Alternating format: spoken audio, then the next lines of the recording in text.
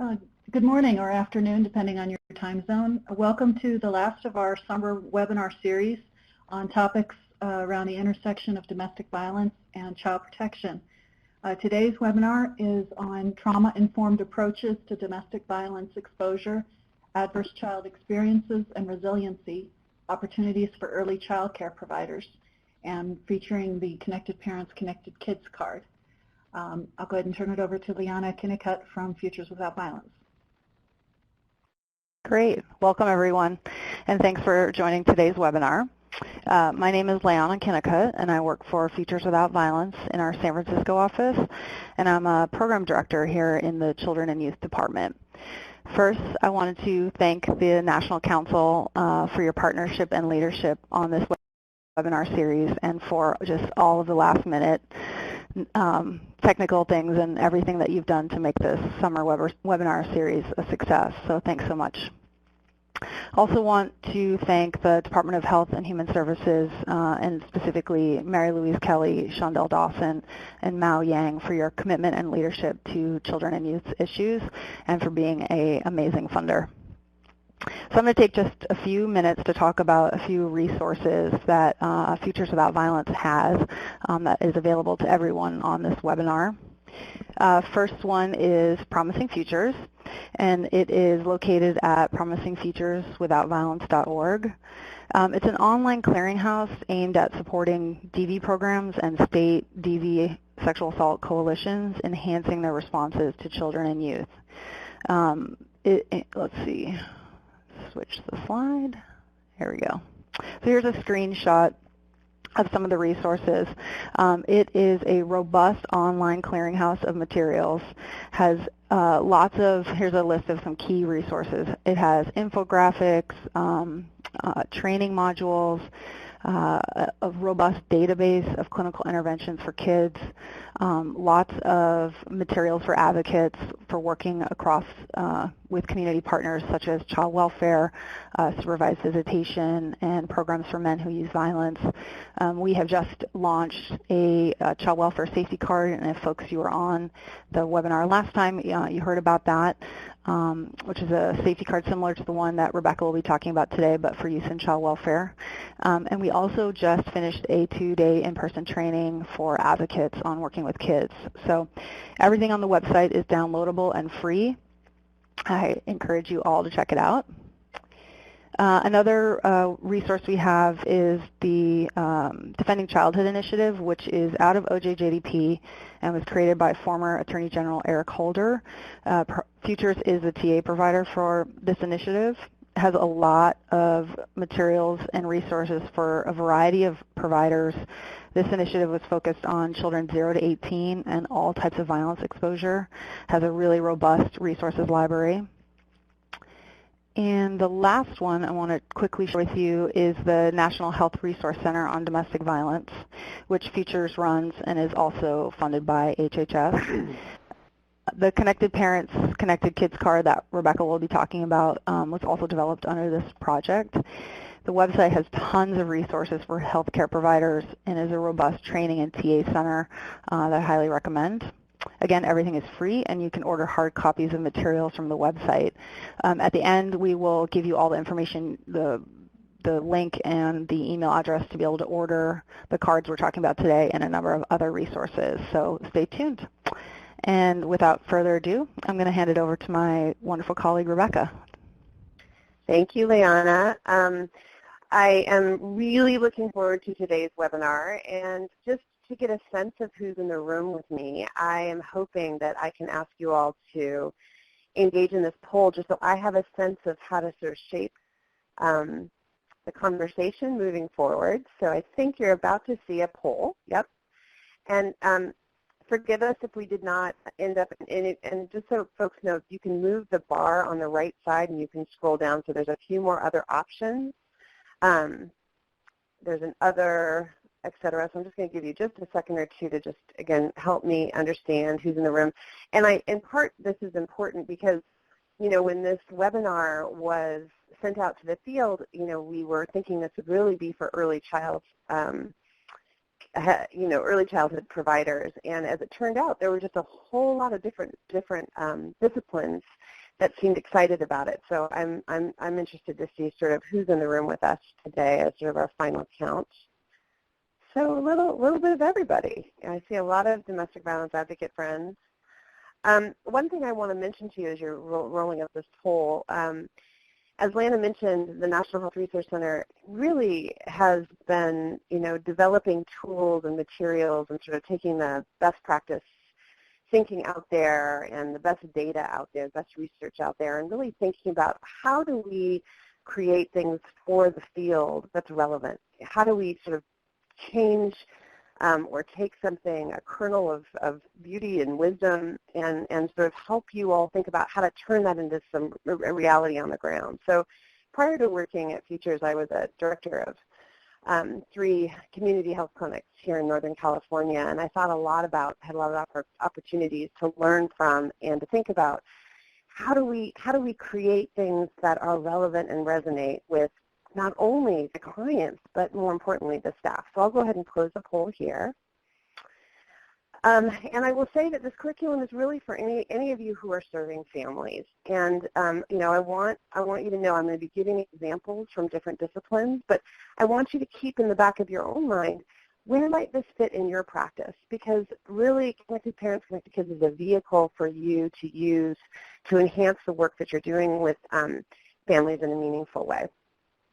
I want to tell you that Connected Parents, Connected Kids is a day-long training, so I'm going to be putting a lot of information into a very short webinar, and I just want you to know that there's more where this came from, so I'm hoping this wets your whistle.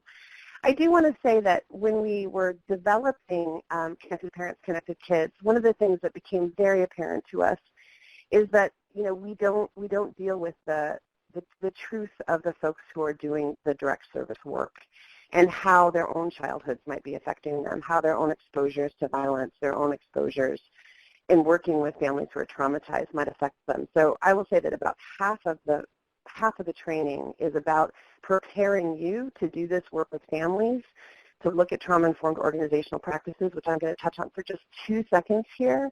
But I want you to know that that's a huge commitment that we've made, and I think it's something that we really feel like is going to help reframe the way we do all of our work connected to trauma moving forward. So to develop a capacity for resilience, which is really what we want for folks who've been exposed to trauma, it begins with us. And it really begins with a shift from what's wrong to where do we want to go. And that's really going to be the theme for today. Certainly we know that when you work with folks who've experienced trauma and violence in their lives, that affects the way you think about the world, the way you look at the world. And my favorite story about an example of this is a home visitor from Michigan, and I was asking if she had a sense of an example of vicarious trauma, and she said, I have a 14-year-old client who was raped by a family member who is now someone I'm home visiting, and I have a 14-year-old niece. And she said, I find myself constantly scanning. If I'm at a public event with her, if I'm at a family event with her, I'm always checking to see if she's okay and is there anybody looking at her weird, et cetera. And it's a great example of the ways in which our work comes home with us, and that's a real piece of this. And if we're going to help you all not get burnt out and help you all do great work with your clients, we have to acknowledge the truth of what you experience. And we know if you come from a home that was complicated as a child, so you maybe witnessed domestic violence yourself, or maybe you were hurt by a partner, that all of those things add to the bag, right? So if we have a vicarious trauma in our bag, and we also have secondary trauma from listening to folks' stories, and then certainly we might even have our own stuff that gets more triggered as a result of hearing about other people's stories. So there's lots of pieces here that I think are really important for us to change the way we think about the work we do. And this especially came up around Connected Parents, Connected Kids, because what we're going to be doing is teaching you how to talk to parents about social emotional regulation. And if we're going to do that, we have to invest in staff being able to do that for and with themselves. So mindfulness-based stress reduction for healthcare providers and patients has been studied for about 35 years. It's been around for about 3,000 years, but it's been studied for 35. And I wanted to share just one particular study with you. And while I know probably no one on this phone is a surgical nurse, this is a study that was done with surgical nurses, but in the same way that they work in a very intensive, stressful environment, they have to be on their toes the whole time. Tensions are run high. I think that that is a shared experience. And so what they found in these nursing workplace examples is the nurses had poor health, high blood pressure, lack of work satisfaction. We know that they were missing work. It was harder to concentrate, which is a safety issue. And so what did they do? So this was a randomized control trial. The nurses that were in the intervention arm had 1 hour of mindfulness that they were trained on once a week for 8 weeks straight. And the other nurses, the control group, just went about their daily routine. So none of the nurses stopped doing the intensive work in the surgical wing. They continued to do their normal practice. The only difference was an hour of mindfulness. And here's what we found. In the intervention arm, there was a 40% reduction in stress hormones for those nurses who did that 1 hour of mindfulness a week for 8 weeks. There was also a significant difference in the breaths per second. Now, this is important, right? Think about it. When you're anxious, when you're worried, what are you doing? Versus being able to take slow, deep breaths, which help you be calm. They also looked at a couple other scales, the Burke scale and the Connor-Davidson Resiliency scale, and they found that folks were reinvigorated about they're excited to be at work. They were excited to do what they do. They felt like they had value. But they also found in the resiliency scale that not only did they have more resiliency at work, they also had more resiliency in their personal life and improved job satisfaction scores. So there's evidence to support why we should do this from a cost perspective, from just the way we should be treating each other in the world. But more importantly, this lends itself to our thinking about the impact that Connected Parents, Connected Kids can have on parents, right? So this is what happens when we do teach nurses how to do this self-regulation. What happens when we do it with parents, right? And that's really where this all kind of connects. The other last study I'll mention in this section is there's a very large study of Head Start staff done in Pennsylvania. So there were over 2,000 people enrolled in the study, and they were looking at people's ACE scores. And forgive me for those of you who don't yet know what ACE stands for, but it's Adverse Childhood Experiences, and we'll be talking about that later. But basically, bad things that happen to you in childhood and what your health is looking like right now. And what they found is that the folks who had high ACE scores, so a lot of bad things that happened in childhood, if they had more mindfulness in their lives, their health was better. And even compared to the folks with low ACE scores. And so again, it tells us the power of using these approaches and tools for families moving forward, even with big histories of trauma. So we've been thinking a lot about adverse childhood experiences and trauma more broadly. So that's our seeing the forest through the trees. Trauma includes more than ACEs. I think a lot of folks are very focused on ACEs, and we know that it's bigger than that original 10 questions that was asked. So I'll just do a quick ask for a show of hands here. How many of you have heard about the ACE study before? And I think Alicia did a good job of explaining how to raise your hand. So I'm hoping I can see people raising their hands. Let's see here. Okay.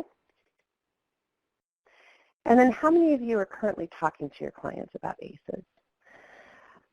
So the ACE study, for those of you who haven't heard about the study before, it is probably one of the most important studies ever done looking at the history of children's exposure to trauma. There were over 17,000 folks enrolled in the original study at Kaiser Permanente in Southern California, and Dr. Vincent Felitti was the author of that study. And what he was looking at, and I'll tell you how he got there really quickly, he was actually working on the issue of obesity, and he wanted to create wraparound services to help folks who were engaged and ready to lose weight. And what he found is that when folks enrolled in this program, and it had like a behavioral health specialist, a nutritionist, you got to take a drug called OptiFast, wherein you could lose 300 pounds in a year safely. There were all these different wraparound services. He found that folks were dropping out without having achieved their goals, and he wanted to understand why, and he started doing qualitative interviews with folks. And one day he made a mistake when he was talking to folks about why they were dropping out of his study. And the question that he asked a woman was not how much did you weigh the last time you had sex, but how much did you weigh the first time? And I think that client said something like 48 pounds. And that was a real game changer for him. You know, he himself will say that he didn't really think about incest or kids exposures to sexual violence when he was thinking about how to handle obesity, but it opened a window for him. And he really started looking at, well, my gosh, if that's connected to obesity, a childhood exposure to sexual violence and or sexual abuse is connected to obesity, how are other issues, other areas that might hurt kids connected? So he was looking at physical abuse, emotional abuse, and sexual abuse, and these were big surveys that were done with that 17,000 person cohort at Kaiser. He was looking at neglect, physical and emotional neglect, and he was looking at parents. If your parent had mental illness, if a parent or caregiver was incarcerated, he was looking at parent substance abuse issues.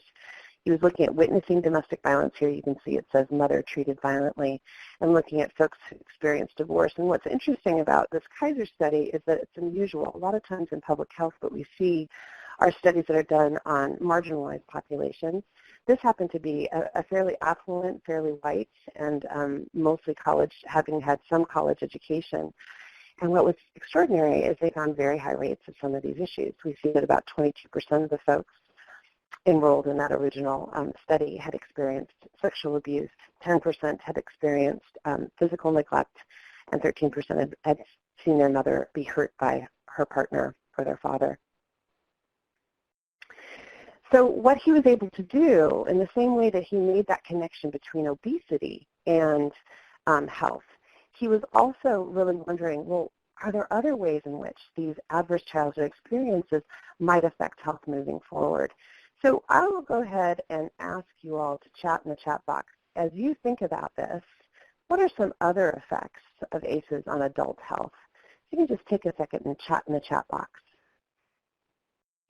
What do folks think? What are other effects of ACEs on adult health? Decreased life span, absolutely. I think it's ADHD, depression, absolutely, no question about it. Alcoholism, mental illness. So you increase, COPD, heart disease. Okay, so I have experts, lots of you across the whole country. Exactly, right? So basically, what we were able to see with ACEs is that it's tied to so many things that we spend a lot of money and time on trying to manage, when in fact perhaps we're not looking at the underneath reason why it's hard to take care of yourself or why your health is at risk relative to these things. So he found that ACEs increase the likelihood of obesity, cancer, chronic lung disease, autoimmune disease, skeletal fractures, liver disease, which is absolutely connected to the drug. He found that it affected adult health outcomes relative to things that you already mentioned, right? Anxiety, premature death, suicide, depression, tobacco use, unintended pregnancies, STIs, HIV, the list goes on and on. But beyond what we were looking at relative to adverse childhood experiences, the field has grown. Like, as that really key study came forward, we started looking at other kinds of things that really could impact health, right? And certainly we know that there are social determinants of health, things that you don't have control over that also can contribute to you being at risk for a lower life expectancy, poorer health, more behavioral risks associated with it. So certainly we also know that trauma includes poverty, right? Poverty is tied to structural changes in several areas of the brain associated with school readiness skills, for example. And poverty wasn't included in the original ACE study. So we know that these are other pieces that you in the field, you know this, you see this. But what we're trying to do is give you a way to hold all of these pieces together, to think about the way that we serve families, right? And certainly we know that racism also makes you sick. And this is a study that was just published in 2015. But if you look here, I think it's super powerful. Controlling for other factors that might cause stress, including socioeconomic status, health behaviors, and depressions. Researchers found that adults who had reported higher levels of discrimination when they were young had disrupted stress hormone levels 20 years later. And certainly here, certainly for transphobia, homophobia, discrimination, fear. These are all pieces that absolutely contribute to potentially poor health outcomes, and an inability to seek out services because you're afraid that services aren't available to you, or you're going to be discriminated against when you seek them out, et cetera. So we know that it doesn't end just with racism. And then when we think about sort of the big picture of trauma, right, from generation to generation, and I'll tell you, I did a project in Mobile, Alabama with a Healthy Start site years and years ago, and it was something that really stayed with me, and it was an interesting site in that they were only working with adolescent moms. And this was a group of young women who mostly were concentrated in Section 8 housing. And in that Section 8 housing were their grandmothers, their great-grandmothers, their mothers, and themselves, right? Because many of them had been born of teen parents, and then the next generation had another baby as a teen, the next generation another baby as a teen. And then what we hear are stories about intergenerational domestic violence that was carried on from generation to generation. And sort of how that worked and what they worked on in Mobile to sort of undo that, I thought was really profound. Because they were able to really think about, gosh, if that's all you know, if that's all you've ever seen is a situation where your mom or your grandma was hurt by a partner, how do you know that there's something that you deserve out there that's better? And so they really ended up with a heavy focus on what does a healthy and safe relationship look like? How does that make a difference for your baby? How does that help you? And I think that they did really an extraordinary job of taking on some of those pieces. So how does trauma affect kids? And, part of all of this big picture thinking of all the things outside of ACEs that also contribute to poor health and higher risk behaviors potentially, we wanted folks to be just aware of this as they were thinking about kids and maybe even behaviors that they see sometimes that are problematic, so that we're sitting in a place of asking ourselves not what's wrong with that kid, but what happened to that kid? What's their story? Why is it hard for them to sit still in the classroom? Why is it hard for them to focus? Why are they angry? What's going on? So here's our little set of connections relative to kids' exposures to trauma. We certainly know that it can affect their brain. And for those of you who've never gone to the website, Harvard's website, Center for Developing Child, there are a series of videos associated with this that go into depth around resiliency, but also helping you make those connections. So I want to encourage you to know that resource and to take a look at those videos maybe after the webinar if you'd like to. And we certainly know, and this is the brilliant work of Dr. Nadine Burke Harris, who's here at the Center for Youth Wellness in San Francisco, and she was able to look at, along with many other colleagues over the years, but just the things that she was seeing in her clinical practice. For those of you who don't know her, she's a pediatrician and deeply passionate about adverse childhood experiences and how we help children. And what she found in her population of children in the Bayview in San Francisco is she found that these were kids that had a lot of problems sleeping. These were kids who were failing out of school or had lots and lots of absenteeism. These are kids who are developmentally regressive, right? So kids with increased aggression, they have disordered attachment, they have a restricted effect or a numbing effect, right? So that they shut themselves off and down. Failure to thrive in infants. And then poor control of a chronic disease. So these are the kids whose asthma isn't managed by the typical medications that should be able to manage it. And it's connected to living in a world with a lot of trauma around it. We know that kids with 3 or more ACEs are about 4 times more likely to have developmental delays. So again, that child in that classroom who's not able to do maybe what their peers are able to do, I think one of the questions we want to ask ourselves is what kind of environment, what's going on, and how can we help them? Because we know that there's lots of trauma and lots of kids have exposures to trauma. We also know that kids with 4 or more ACEs are about 30 times more likely to have, no surprise, behavioral problems in school. And they tell us without their words, but they show us with their behaviors that things aren't right.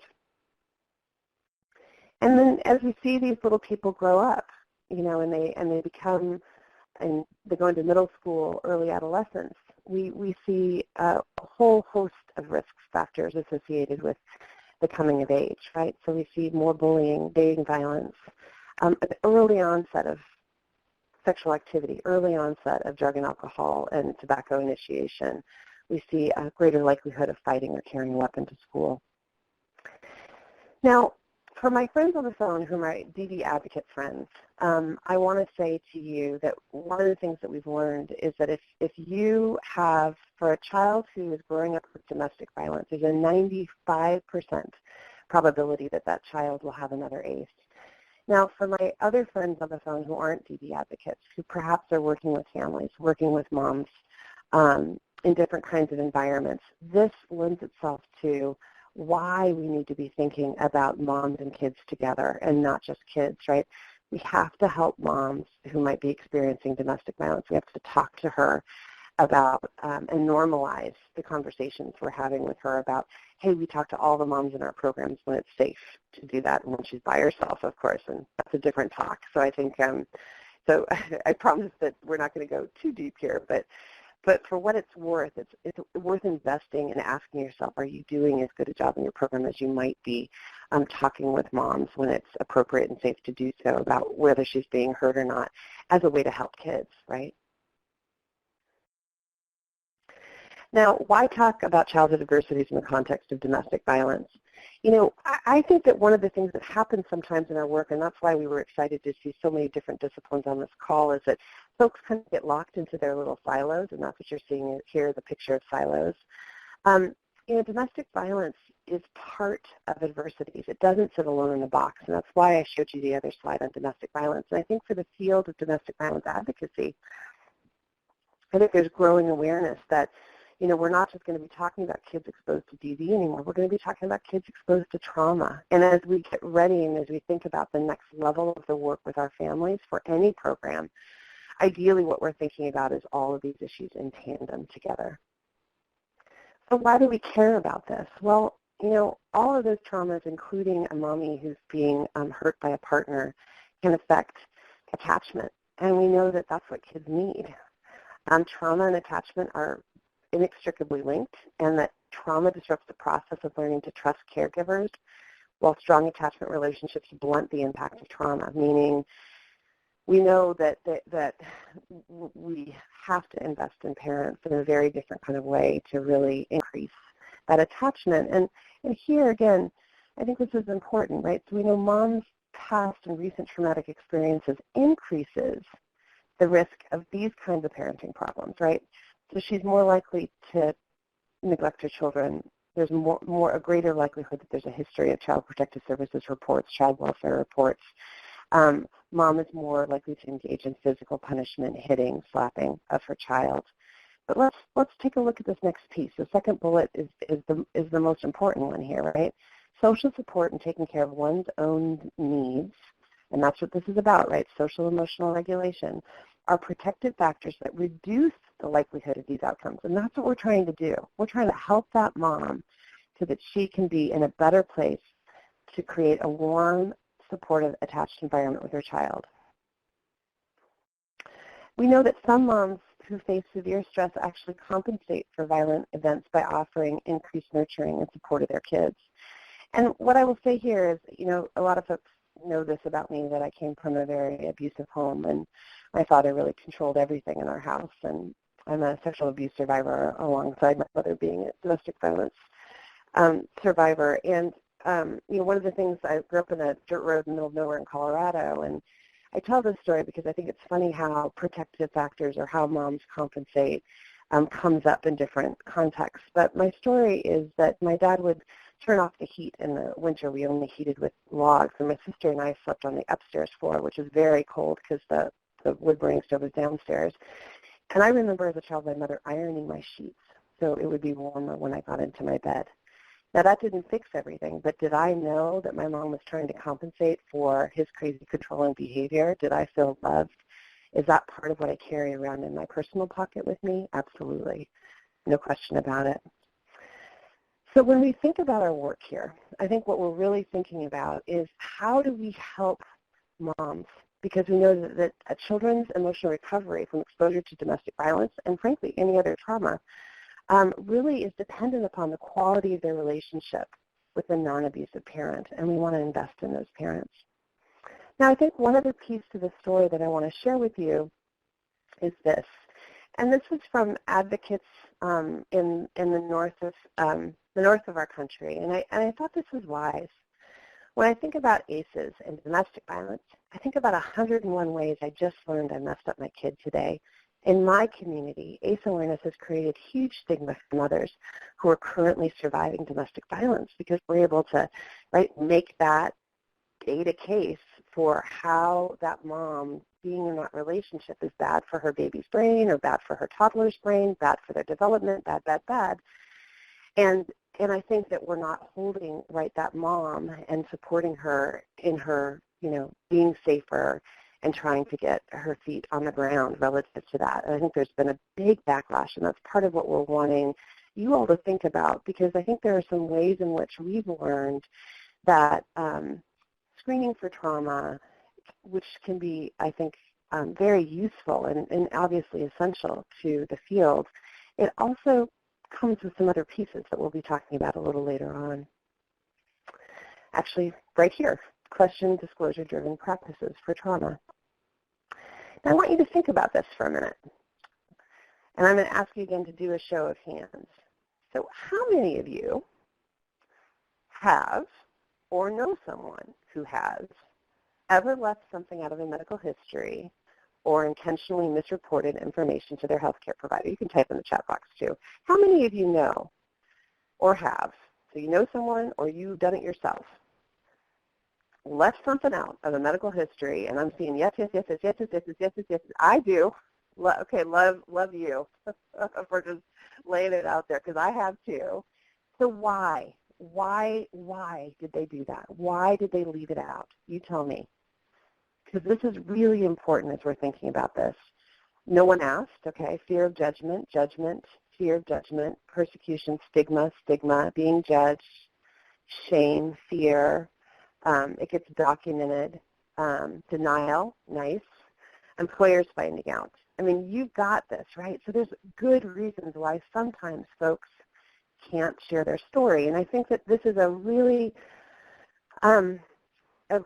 interesting slide for you, and I'll just break it down really quickly. So MCV is an acronym that I'm not going to be able to remember exactly, but it's Maternal, Infant, Early Childhood. It's Title V money that goes to support home visitation. Let me just say that because I can't remember the exact acronym off the top of my head, so forgive me. And Futures was very instrumental when the Affordable Care Act came down in for the very first time, getting home visitation programs to not just have a recommendation about screening for domestic violence, but to actually have a requirement in home visitation programs. And that really was the very first time that was the case. Some individual programs had it as a requirement of their program, but in terms of anybody who received this funding needed to do it, that was the big change. And again, we were instrumental in helping that policy move forward. Now, there's been good research on domestic violence among home visited moms, and we know the prevalence is anywhere from 14 to 52% of moms. And I'll tell you, I've trained at this point probably tens of thousands, if not even verging on 100,000 home visitors over the course of my career. I've trained in every state except Delaware, and I'm a little sad about that because, of course, it's going to come now. Joe Biden is there. I'm going to come and train at some point in his state. But what's interesting is when you talk to a live audience of home visitors, they'll say, when I ask them, so what do you think with your client population? They'll say it's at least a third to a half over and over again. So what's interesting is states were using a variety of different tools, evidence-based screening tools for domestic violence. They were using them across different kinds of programs. So some states might have 3 different programs receiving MCV funding, like Nurse Family Partnership, Early Head Start, Healthy Families America. And, you know, what we'd find in those states is that there was a lot of compliance. Folks were screening for violence as they should be, like 98% of the time, so 98% of the moms were getting screened for domestic violence. And what they found is their positive disclosure rate, not in all states, but in many, was quite low, somewhere between 4 and 5%. So we want to know, why were moms not telling us what was happening to them? So my question to you all is, what's a parent's greatest fear? Why might a mom not tell us that she was experiencing domestic violence? What do y'all think? And I see a bunch of you are typing, kids being removed. And all of you know the answer to this. You all know the answer to this. Well, you know what? That's exactly right. And our friends in Nurse Family Partnership actually did some qualitative research to basically support that exact awareness that you all have, right? I say no when my home visitor asks about abuse because that's how you play the game. People are afraid of social services. That's my biggest fear. Like I was saying about my friend, the reason she don't disclose is because she thinks the nurse is going to call children's services. She avoids the nurse a lot. All right, so we've been thinking about this, right? Thinking about how do we take the data, vulnerability, right? So we're talking about vulnerable clients who are worried about what's going to happen to their kids if they share with you what's going on. How do we think about all that relative to trauma? Now, a study that just was published in June of 2016, and again, this is a follow-up to that first Nurse Family Partnership study I mentioned, what they found at this point is the use of structured screening tools for domestic violence does not promote disclosure or in-depth exploration of women's experiences of abuse, right? And if you read down here further, women are more likely to discuss experiences of violence when nurses talk about safe and healthy relationships and they connect it, when they have a conversation versus asking a checklist. So what if we challenge the limits of disclosure-driven practice? And that's really what you all did. You know, you were able to say to me, gosh, there are reasons why I personally don't share things with my healthcare provider because I feel worried about being judged.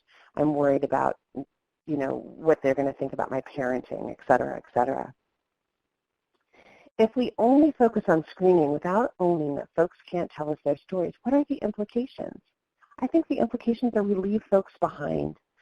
People that need information, people that need support, we leave them behind when we put all of our eggs in the screening basket. And we're just too smart for that at this point. I think the field has really, again, the stories of women, the stories of survivors have come up through our work and sit right here in this room with us and say to us, we have to take into account their experiences.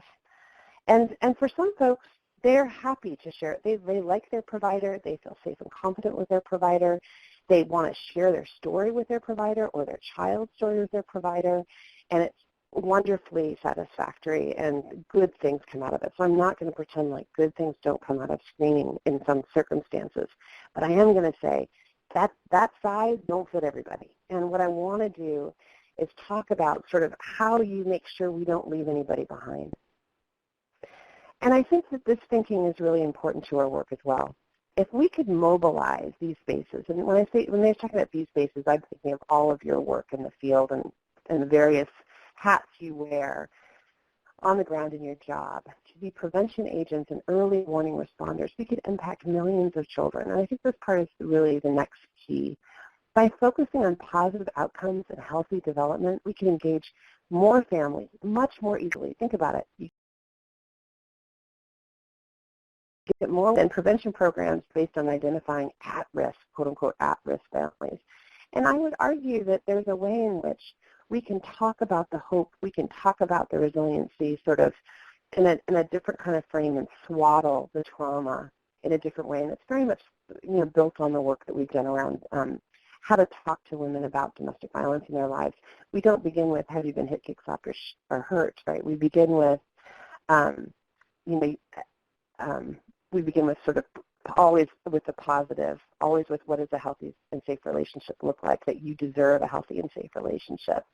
You know, are you getting the support you need? We start with the positive, and then we plant some seeds around maybe behavior that is scary or dangerous for them or unhealthy for them. So all of this leads me to resiliency. And what is resilience? I love this definition. I like it because I think it both the image and the language is really simple to keep in your pocket.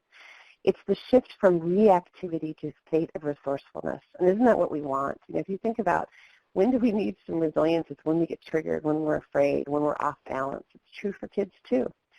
In moments of stress and crisis, and being able to pull that out of your pocket and have it right there when you need it. And those are the skills, or the muscles that we're talking about helping folks develop.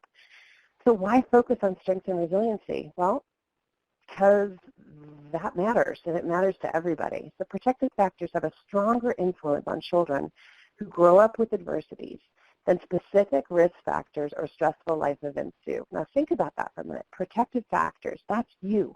Each one of you are part of the protective factor framework, part of the protective factor, safety net, right, that these families are connected to. That's you, and that's those parents. And that's where the change happens. And I would argue that this is true not only for children, but also for parents. Protective factors remain consistent across different ethnic, social class, geographical, and historical boundaries, meaning that this approach works for everyone. No one is exempt. Now, again, thinking back to our friends for the Center for the Developing Child at Harvard, there's been multiple lines of research that have identified a common set of factors that predispose children to positive outcomes if they've had really hard things happen to them in childhood. We want them to have, most importantly, and we've said this specific to DV, but we're going to say it again relative to all trauma, that stable, caring relationship between a child and an adult. And we all know that sometimes that might be grandma, sometimes that might be a foster parent, sometimes that might be an auntie, an uncle, right? So, but whatever that caring relationship is, that's the key. Giving a kid a sense of mastery, helping them with their self-regulation, and then certainly affirming faith around cultural traditions, giving them a sense in their communities, giving them a sense of something else to hold on to that's meaningful. I want to talk a little bit about Luke's story. This is a story that was published in the New York Times, I think it was like May 2014. And Luke is a little boy that you would recognize in your work. So Luke is born to a drug-addicted mother. His father is also drug-addicted. I think his father is murdered within the first year and a half of his life. Mom isn't able to stop her addiction, and eventually Luke is taken away from mom and put into the custody of his grandparents. Now we now come across Luke at age 2.5, 3, and Luke is a pretty out of control kid. He's certainly not where he needs to be developmentally, and he's very aggressive. He's a very hard time being in the world. And, so what do we do for Luke? How can we help Luke? And this is a story of Head Start Trauma Smart, which is a really phenomenal program that's being done in a number of preschools across the country, and it was funded by Robert Wood Johnson. So what did Luke get taught, and what are all the children in this preschool setting getting taught? They're all getting taught social emotional regulation, right? Luke has a bracelet on his wrist that's always there that reminds him that he can take a deep breath. So it's something that's always there. Remember I talked about you need a thing in your pocket? We do as healthcare providers. I would say I do as a person, as a parent, as someone who occasionally comes across a story that's deeply triggering to me. I need to pull my tools out too to catch my breath and to be centered, right? And that's really what we're trying to help Luke with here. So he looks at his bracelet. It's always there. He can touch it. He's been taught to take 3 to 4 deep breaths. He's also been taught to give himself a hug. And you see this lovely picture. Go ahead and give yourself a hug right now, really tight. That is actually, that is a great grounding tool, right? You can cross your legs really tight. You can cross your arms. You can rub your arms, switch your arms, give yourself another hug on the other side. That's a way to come back to your center and to move out of your triggered state. If those things don't work, they've created a cozy corner for him. And we see this as a national trend happening. For my friends who are domestic violence advocates, many of you did this intuitively. For my friends who are early childhood friends, maybe you did this intuitively too, that you had like, what do kids like? They like little cubby spaces, right?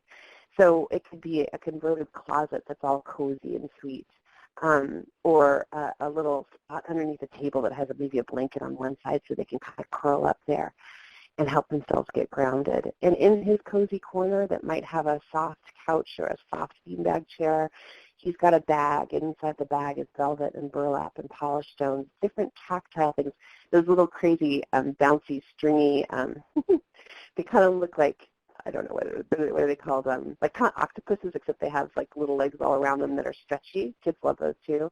Just different things, because different kids are going to respond to different kinds of things, but that tactile moment can help bring them back into themselves too. And then of course, he's told that he can find help from an adult as well. So what we're wanting to do, and that's a great example of wanting to change the outcomes for the kids who've had these bad exposures, and we want to change the fulcrum. You're looking at a teeter-totter right here. I want to change it. I want to create more supports on the other side for Luke. And, you know, some of this is about what we're teaching the parents to do with their children, right, as part of their daily practice. Now, I don't know how many of you are parents on the phone, but I'm a mother of 4, so nobody judge. And I'll tell you, mornings are not always the easiest at our house.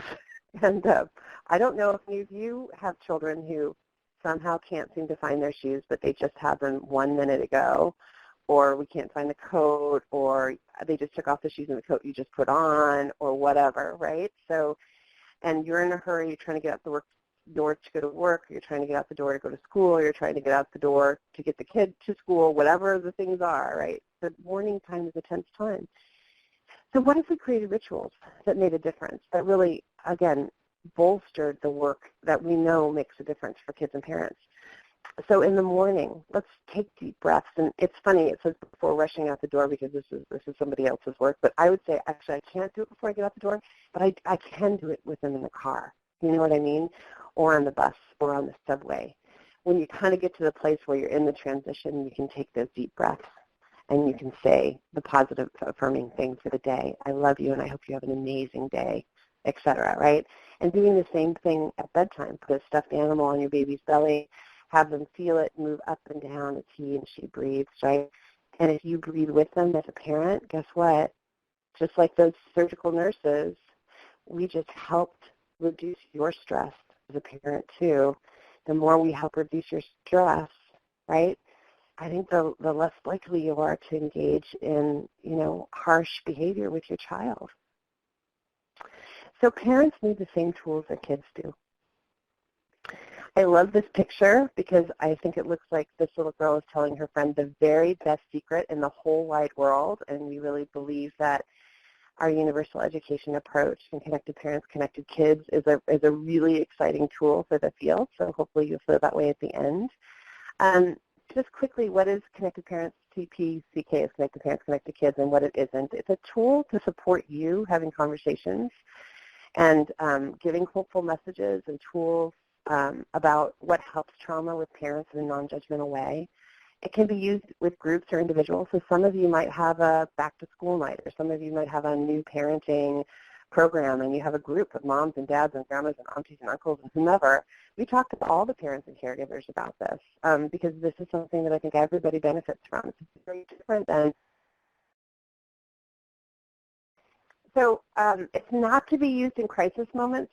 Really, it's to be used in a moment where people can hear and think. It's to invite parents and caregivers into learning about how trauma can affect them, their kids, and their parenting, and what helps. It's about that. It's about the good news. It's about the good story. And it's a tool to use with other screening and educational tools. It's an enhancement tool for other things that we know you're doing, but we think that there might be some ways in which this sort of builds on to what the goals of your program are, or other kinds of conversations you've been trying to have, and this sort of all makes it ideally tie together. So there you have it. We know some programs may be required to use an ACE screener or another trauma questionnaire. And if this is the case, it doesn't prevent you from providing universal education, right? So remember, everyone benefits from normalizing the issue, understanding the connections, whether they disclose or not. And I guess I think the thing that I always think about is the airplane analogy, right? So we think of Connected Parents, Connected Kids as putting on the oxygen mask for the parents so that they can put the oxygen mask on onto the child after they put their own on. And for many of these folks, nobody's ever taken the time to help them understand how what happened to them affects their parenting, how it affects their health, how it affects maybe even their relationships, and what they can do to change it. It never works to show videos on webinars. I believe my colleagues sent out a link to this webinar, and this is a tool. This is the Connected Parents, Connected Kids video to use with parents. I want to say to my Spanish-speaking friends on the phone that this is currently being made into a Spanish version. It's in progress right now, and we've just completed translation of Connected Parents, Connected Kids into Spanish, and we expect to see those safety cards coming out in October. maybe November, but hopefully October. So there's the link. So universal education with parents about trauma doesn't exclude those who can't share their story, and I think that's really the beauty of this. You know, again, I want you to go back to think about your own stories about perhaps things you haven't shared with healthcare providers, or perhaps your clients haven't shared and you're aware of that, or you have friends that haven't shared. What I think it does is very similar to what Luke got in Head Start Trauma Smart, right? Every parent, we want every parent to have this. We don't want anyone to get lost in the shuffle. It assumes that everyone has trauma and triggers and benefits from knowledge, tools, and support. It normalizes the prevalence of trauma, and it empowers staff and clients. So as you can see, the image on the front is a pair of feet that are around a pair of little feet. And that's really the thinking, is that I think image matters. So for those of you who've never seen the card, it's the size of a business card. It folds up. It's multi-panel. It's shiny. It's happy. It has positive messages on it. And the idea is really to support you in having conversations with parents about things that can be hard, and to feel like there's a way to do it so it's something that's positive rather than something that's all about the negative. So this is the first panel of the card. You are a good parent. All of these words are very intentional. Think about the power of you as a provider, whatever provider means in your work. What do you think it means for you to say you're a good parent? Now, nobody's always a good parent, but that we want parents to hold on to that kernel inside of themselves that is good and build on that, grow that, foster that seed, right? As a caregiver of children, you want what's best for your kids, and we really believe that. And that doesn't mean folks don't fall short. That doesn't mean child abuse doesn't happen. But for kids to get the best from you, it helps to be in a good place yourself, have tools and ideas that support your well-being, and have a backup plan for bad days. And that's really what we're trying to do is, again, and this is not new to the field, right? We've been doing parent education for a very long time in the field. So this is just another way of supporting that around the trauma piece. You can see here there's a little scanner. So for your hipster parents, if they have a smartphone, they can download the QR app and they can actually watch the video from the safety card. Or if you guys are using iPads as part of or some kind of tablet, you can show the video and scan it that way too. Strong families. I think this is another really important, again, conversation opportunity. What does it mean to you to be strong and resilient or come back from bad experiences? What strategies have you used, right? And again, you're probably having some kind of conversation about this. But what I like about this is it again is a quick little tool that a parent has in their pocket that they can pull out and think about, well, hey, maybe I did just learn a new tool that I haven't tried before, and that sounds kind of cool, like something I want to think about incorporating. One of the things that stood out for me on the card is that 1 in 4 folks grew up in homes where there were family problems. Did that stand out for you too? For some of you, you're going to be in a case management situation working with parents over a very long period of time, or caregivers. And I think that there are ways in which you can use this tool as a conversation starter and still close it up and give them things that are positive at the end. So many adults, 1 in 4, grew up in homes where there was abuse or other problems. No one deserves to have things like this happen to them. You might be the first person who's ever kind of, again, brought that out into the open. And I'm not suggesting you ask these or screen with these questions. I'm just saying we want to give this information to parents for them to chew on. Certainly the health effect piece is really important. Difficult childhood experiences can put you and your children at higher risk for repeating the cycle, right? Even if you're not aware of it. Asthma, chronic pain, obesity, smoking, drinking, prescription, street drug use, anxiety, depression, the list of all bad things. But here again, we have a positive at the end. But that's not the end of the story. The good news is that you can find your strength, work on your health, and turn things around. And how do we do that? How do we harness that? Well, there's actually really simple things that you can do. What can you do right now today to help yourself and your kids? And sometimes when we're really triggered, when we're really having a bad day, it's hard to remember what our next steps are. So part of doing this is really giving them an opportunity when they're, again, not in a triggered place. Remember, this is not a crisis card, but when they're not in a triggered place, to say, hey, we know that everybody has a moment where they're like, oh, I can't figure out how to get my foot in front of the other. I don't know what to do. And there's a great free cell phone app that actually can help you breathe. That's really powerful. In fact, my funny story about this is also shown in the video, is that the tactical breather trainer was, I had an actor who, a young man who is in the video, and so, he's reading the script, he's looking at what the tactical breather trainer is, and he said, oh my goodness, I've been waiting for something like this forever. I'm downloading it on my phone right now. And, whenever you do work around trauma or violence, there tends to be disclosures. At least that happens to me all the time. And so he was talking a little bit about his childhood and that he still has triggers and he struggles with them.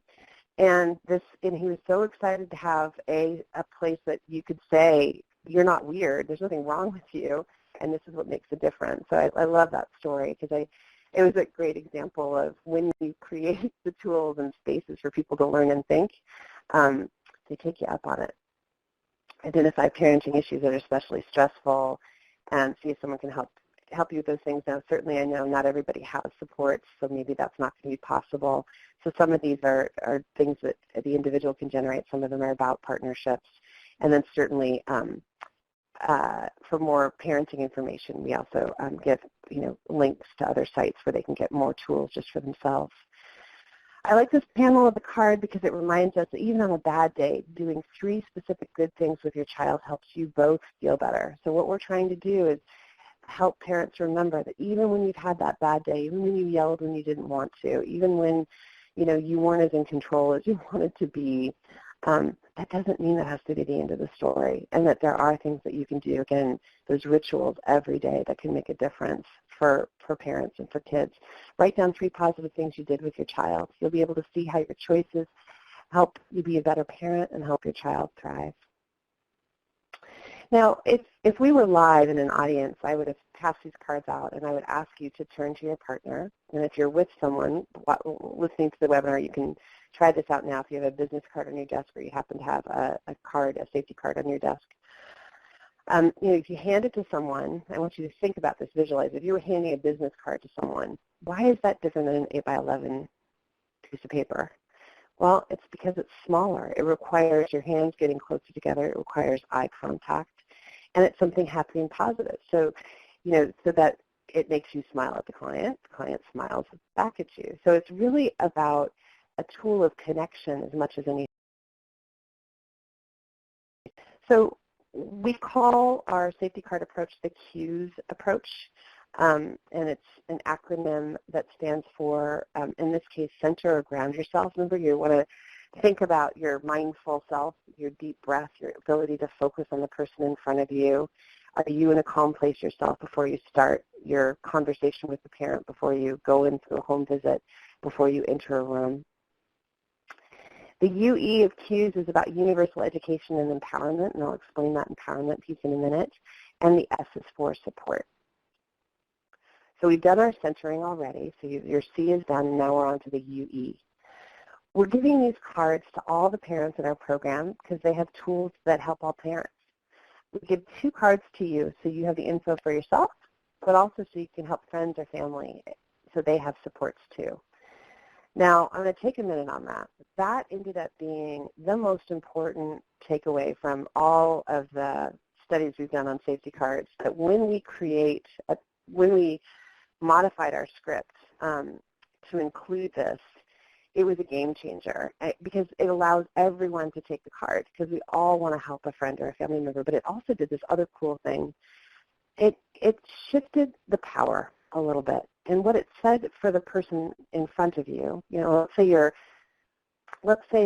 a home visitor working with a mom, and let's say that mom is in a really controlling, really abusive relationship, but she hasn't shared it with anybody. Sometimes we can't help ourselves in those moments. We can't figure out or take steps to make things better for ourselves, but the idea that we could help someone else is empowering in and of itself, because you've said, I think you have value. So I'm giving this to you so you have it for yourself, but I'm giving it to you because I know you're somebody who could help somebody else. And there might be, this might be a supportive tool for another parent, So I've just said to you, I think you have value. And from my position of power, and all of us have power on this webinar because we are the folks, working with parents, working with families. I think you have something that you can do to help somebody else. And you know what happens? The person in front of you, they sit up a little straighter and they smile. And in that piece of it, it was an unexpected, unintended sort of consequence of the research we were doing. But it ended up being just hugely important because, again, it allows for people to take it and then reflect on it, whether it's for them, so they don't have to tell you anything.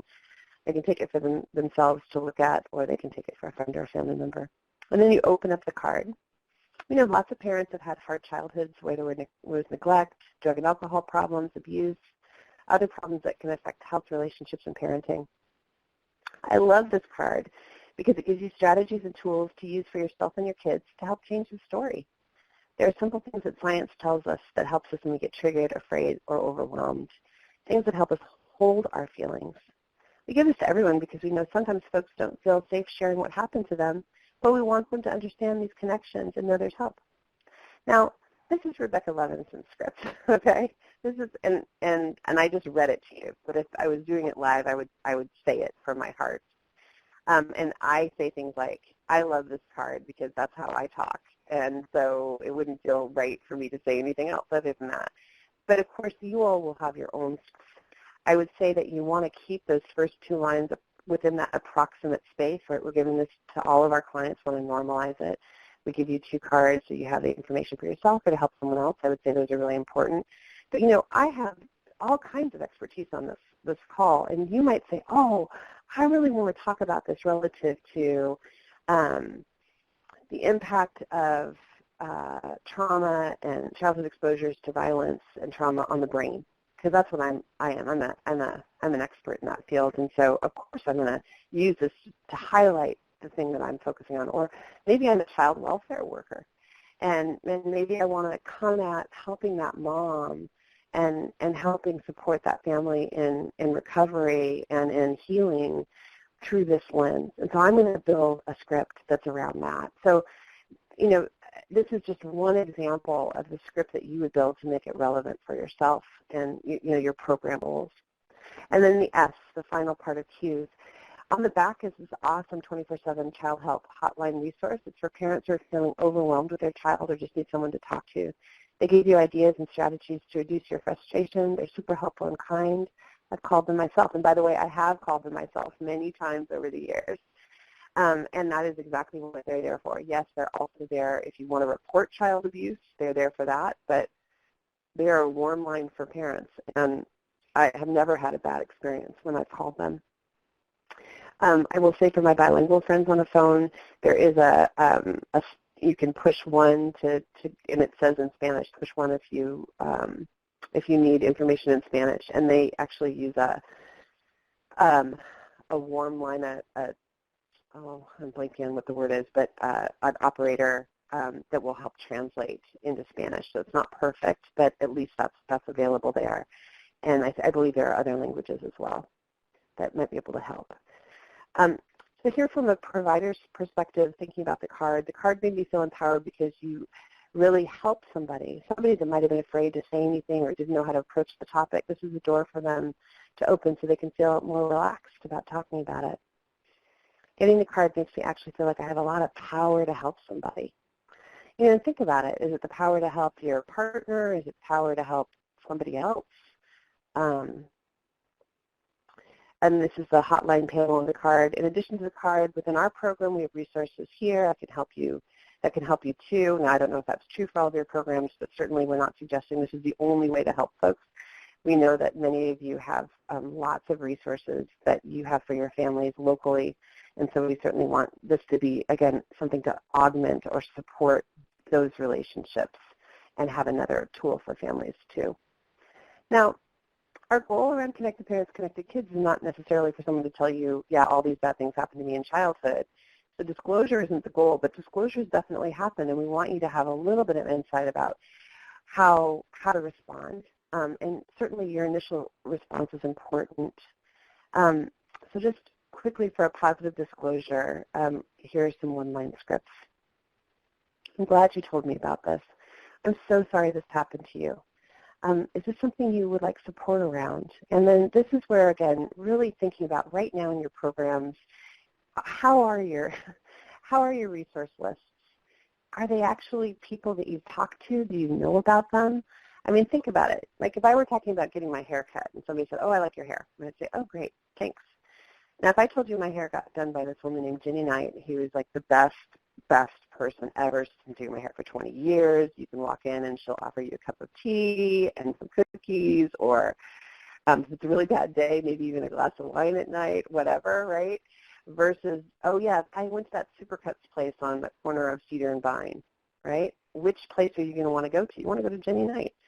Well, I think that when we think about trauma-informed practices within our own organization, it's really rethinking how we have our partnerships in our communities with our domestic violence advocates, with our child welfare workers, with whomever else makes up the constellation of your work. Do we know them? Do we have a warm referral? Do we have a name? Can we explain what the practice is going to look like? So I really see Connected Parents, Connected Kids as planting the seeds. Like many parents may not recognize how their early trauma can affect their parenting and how they react to stressful situations. They might be fully ashamed of it and fully worried about it and not know what to do and feel helpless. I think increasing parents' awareness about the effects of trauma can help them understand their own lives. And that's huge. That is always the first step. Make healthier choices and help prevent intergenerational trauma. I want to say, too, that, just as we're thinking about, I think Connected Parents, Connected Kids is a framework of resiliency and hope. I think trauma-informed practices can increase the effectiveness of your program, first of all. I think that it's going to feel more satisfying to you in your work, and I think that's going to feel good to your parents, too. I think investing in both the parent and the child's resiliency, both, buffers the effects of trauma. So for my friends out there who are very focused on kids, my hope is that we can encourage you to think about how you do a little bit more with parents. And then certainly social support and social emotional regulation resources build resiliency across the lifespan. And I think that having all that data at your fingertips to make the argument about why this matters is hopeful and helpful. But what we're wanting to do is really change the way programs measure success relative to these issues, because I think that that's going to, again, be a game changer in the work that we do around trauma relative to families and kids. And I think that a framework of resiliency and hope really highlights the pressing need to create holistic approaches and supports for families through community partnerships. So I'm almost done here, and I would love to hear from all of you what you think about what you've heard thus far. What stands out for you? What would you like more information on? So I will give you all a second to type. And I promise you're going to get the PowerPoints and other materials. I believe the PowerPoint will be sent out after the webinar is over. Maybe you get it when you complete your SurveyMonkey. I'm not quite sure, but maybe Liana or Alicia will be able to talk about that later. I want to leave you with this quote because I think it's so beautiful. What we say and what we do ultimately comes back to us. Let's think about that for a second. What we say and what we do ultimately comes back to us. So the work that you do with your families, and for my supervisors on the phone, the work that you do with your staff relative to how we approach this as a system in order to get ready to work with our families matters. So let us own our responsibility, whether it's personal or systemic. Place it in our own hands and carry it with dignity and with strength. I believe that you all care deeply about the work you do and about the families you serve. And it's always such an honor to have a moment of your time. So I want to say thank you for your attention, and thank you for the beautiful work you do with your families. And I'll turn it over to Liana. Great. Thank you, Rebecca. That was a wealth of information, and I really appreciate your depth of knowledge here. So we are now ready for questions, and before we get there, just as a reminder, if anyone is looking for the hotline numbers, here are the National Domestic Violence Hotline, the National Teen Dating Abuse Helpline. They also offer a text line and the National Sexual Assault Hotline if you are looking to update your resource list. We did have a few questions. I'll put this up first because I know this was a number one question. How do we order the cards? I'm going to just repeat a few details that Rebecca had mentioned. So currently they are available in English. We are working on the Spanish version. Those will be ready later this fall. You can order them through the Futures website, and I had posted the link in the chat. Maybe I'll do it again right now. Or you can email our colleague Melody, whose email address is on the screen right now. They are free. There is a nominal shipping fee attached to it, and if there is an issue or hardship regarding the shipping fee, please do not hesitate to let Melody know, and we'll see if we can work something out. There are a number of resources, materials, other kinds of safety cards for different kinds of populations. Rebecca and I just recently worked on a card for home visitation providers that are working with teen moms. There are some newly released LGBTQ and trans-specific safety cards that are just being released, as well as a child welfare one that we just also released. So I encourage you to poke around the website and take a look at all of the materials that we have. We also encourage you to watch the video. It can be a really useful tool in a variety of settings. I think the link will be, hopefully, maybe Amanda, there it is. So it's under the web link pod at the bottom of your screen. There's a YouTube link to the video, and you can feel free to use that in your work as well as the card, which is a PDF, and the slide deck. So let's move to some of the more substantive questions. So here's a little bit of a meaty one, Rebecca. Is there evidence? We'll start you off big. Do you know of any evidence around epigenetics of trauma creating health changes in future generations? There are some really interesting, and I don't have them at my fingertips, but there's some really interesting work being done. And actually, I was just talking to a colleague about it. And they're looking at, actually, I say this and it hurts me a little bit, so I want to be careful about how I say this. As somebody who came from a history of trauma, right? So, and I have 4 children. And so when you hear that the epigenetics of that trauma, if, can actually go into your baby's eggs, right? So we think about intergenerational, oh my goodness, trauma, that, it's a wild one to hear about. And I think what it does is it highlights how important it is to focus on these strategies and the ways in which we create these trauma-informed worlds, recognizing that there are some epigenetics here. There's nothing we can do about that. But I think the really hopeful news is even with that truth, there is hard science to show us what works. And I don't have it, but I can, because I'm blanking on the author's name, this is a talk that was just done a little bit ago from a researcher who has been focusing on this for a while. So there are a number of studies, but I can send them to Leanna later, and then maybe our friends Amanda and Alicia can forward the links to you. So great question, and the answer is yes, I just don't have it at my fingertips. Great. Do you have any good conversation starters on how to approach a DV victim, besides what you shared with us, actually? So good strategies on how to approach the victim. So meaning that I already know that they have a history of trauma? I think so. Okay. So, well, let's think about it, together for a minute. I think sometimes, folks, I think there's actually a lot of wealth in someone being able to say there's an elephant sitting in the room. And so, you shared with me, or I heard from, or whatever your story is, or you shared with me or about X that had happened in the past. And I want to acknowledge that you shared that with me, and thank you, right? So you always want to thank someone for giving a shared space for vulnerability, because that's really what they're doing. They're saying, I trust you with what I just shared with you, and you want to say thank you. And then I think you want to say, using the card, using other things, like, and sometimes I think folks have the wrong impression that that's their whole story, or that means that that parenting is going to be a problem for them, or partnerships are going to be a problem, whatever. There's going to be stuff.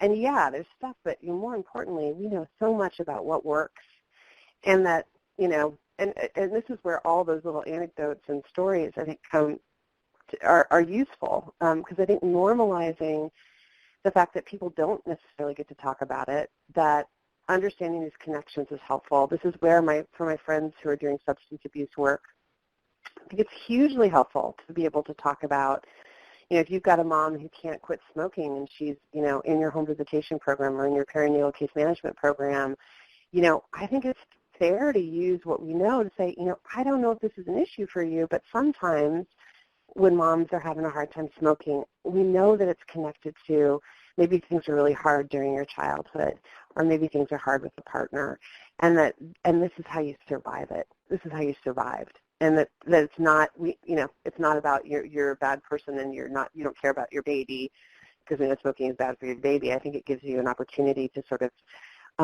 again, hold that space for that person. And I think that's the value. If you have a disclosure or you're aware of it, just honoring that they shared that with you, holding the space, and then helping them think about, what things have they done, right, to help themselves, and then, would they be interested in hearing from you about other ideas or other things that have helped, and use the card in that way. So that would be my recommendation there. Go with thank you. Yeah. Anytime you get a disclosure. Definitely. Thanks, Rebecca. We have another question. What do you think is the best DV screening tool? In our Healthy Moms, Happy Babies home visitation curriculum, and then we've also made this recommendation to OB/GYN providers, there's a tool that I really like. It was originally called the WEB, Women's Experiences of Battering, and we talked to the researcher who developed the tool, and we said, how would you feel about us renaming it the relationship assessment tool? Because walking into somebody's home with a tool that says Women's Experiences of Battering on the top of it is not exactly, I don't think it lends itself to conversation so much, so relationship assessment seems easier. And what I like about that tool is it's not asking about have you been hit, kicked, slapped, or choked. It's really asking about how you feel relative to your partner's behavior. And part of what I like about it is we're really trying to prevent, right, physical violence. We're trying to prevent the more controlling, the more awful stalking, et cetera. We're trying to get out in front of that, right? So what's nice about this tool is it's looking at control and fear. And I think and because the client is the one it's a scale, so it's between 1 and I believe 5 or 6. I think it's 1 and 5. And what's interesting about that scale, everyone always says, well, why isn't it always 0? And I'm like, well, actually, it's kind of cool because if you think about it, everybody's a 1, which if you add it all up, a 10 would be a negative on this tool, which seems kind of crazy. But what's interesting about it is if you're a 1, if you're already on the scale, I think it's easier in some ways to change your number to a 2 or a 3 if that tool is going to be used again later on when you have more confidence in the person that's working with you. But it also is a way for you to kind of reflect on what's happening. Does your partner have a stare that goes through you? Does your partner scare you without ever laying a hand on you? So those are examples of some of the questions. And so if you're interested in that tool, again, it's in Healthy Moms, Happy Babies, and maybe Leanna can put up the link to that tool. It's in English and in Spanish and has a safety card that goes with it as well. And the Strong Moms, Young Moms, Strong Kids teen card for home visitors that Leanna mentioned would also be, that's the screening tool that's recommended for the teen moms as well. Mm-hmm. Well, I think we'll send that link out to everyone afterwards. I don't have it right at my fingertips. We had a question from Natalie around resources for holistic art play-based programs that have successful or impactful outcomes. And I would say, Natalie, that and for others, for trauma-based therapies, I would check out the Promising Futures website. There's a database of interventions that have range everywhere from showing promise to evidence-based, some of which do involve play therapy. There's also some other registries, including the California Clearinghouse. OJJDP has a Promising Practices model programs database. There are a number of other ones out there that list different interventions and their outcomes, some of which involve play therapy. Rebecca, do you have anything else to add on that question? No, I think you covered it. Okay. So here's a question. How do you ensure you have enough support for parents who may find ACEs conversations triggering? What are times it may be appropriate beyond the moment of crisis? I know this is a big one. You know, again, I really see Connected Parents, Connected Kids as not for the moment of crisis, but ideally up front. And, you know, it's interesting, you know, a lot of times folks are saying, well, when do I use this tool? And I said, you know, I think you could use it in many different ways, but in some ways, I think it's a really interesting way to kick off a relationship, right, or kick off, you know, the work that you're doing with families, because unless it's a crisis, and so, you know, if that's how you're coming to the family, it's your crisis, and I would say this is not the right time, but a lot of folks, my early childhood folks or my home visitor folks, or maybe some of my other, maybe even my child welfare folks, in a moment, not in a crisis, but in a moment as you're entering into a new phase of your work, I think it's a really powerful thing to bring up in the context of why the parent is accessing your program, and to talk about that. We started doing this with everybody in our program, and I think that normalizes it, and I think that that's what people really, they appreciate, and I also think the part about it being able to help someone else is something they appreciate. And you're saying, what do I do with a parent who's triggered? You know, this is where I really want your program to invest in you and support you, and what do you need so you can hold the space for someone's story. You know, and sometimes it's just that people need someone to sit and listen to them. And this is where your warm referrals really come in. It's like, I'm really glad you shared that with me. That sounds really hard. And I know a lot of you on the phone aren't necessarily therapy folks yourselves, right? Your job is to sort of be a container to support that family as you send them on to sort of somebody who's more expert in the field. So this is where your referral list matters, and the power of your referral list matters. But I also think you can say, you know, you're not alone in this.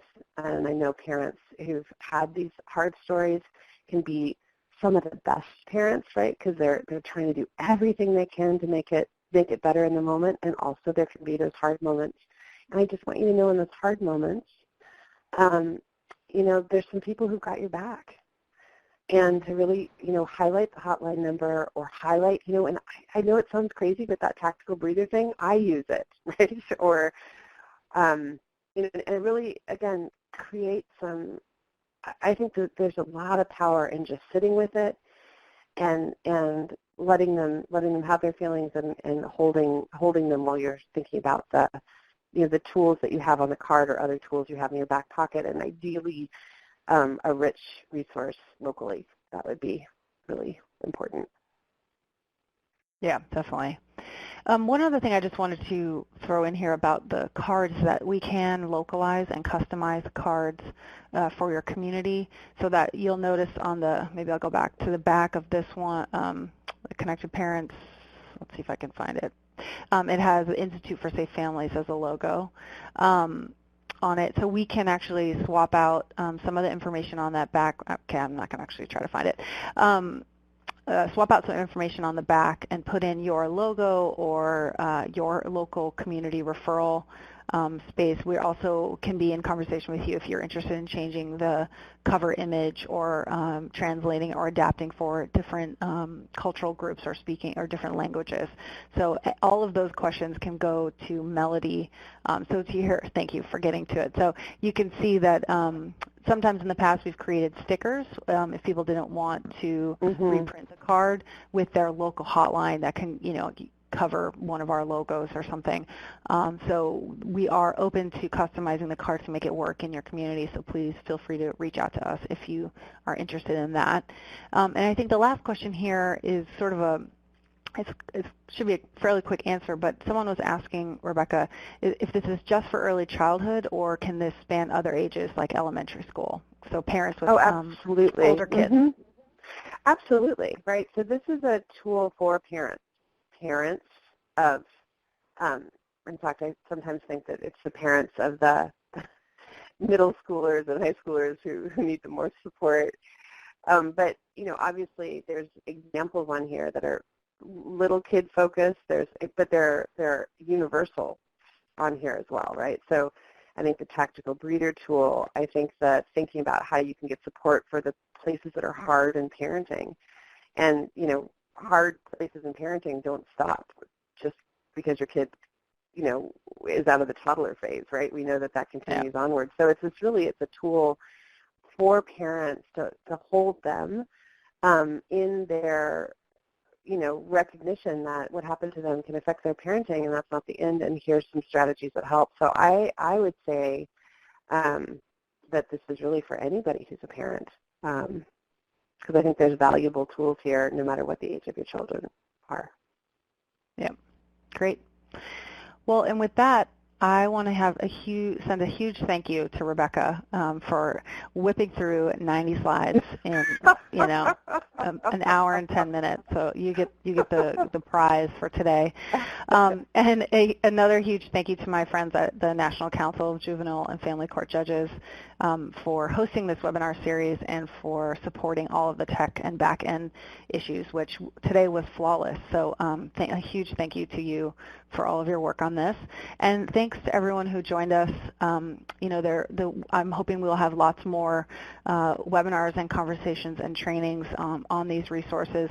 And please feel free to reach out to us for more training and technical assistance. And again, echoing what Rebecca said, just thank you so much for caring deeply about the families you work with, and have a great rest of your week. So thanks so much. Thank you. Just a reminder, please keep the screen open and a survey will appear. We ask that you can complete that. It helps us to get feedback and know what was good and what we can work on for future webinars. Once you complete the survey, you'll have an option to request a certificate of attendance if any of you are interested in applying in your state for CEUs. That's up to your state. We can't guarantee it, but certainly between the certificate of attendance and then the materials that will be emailed to you, you'll have everything you need to apply. And thank you, everybody, and thank you so much to our presenters, and have a great day. Thank you. Thank you. Bye, everyone.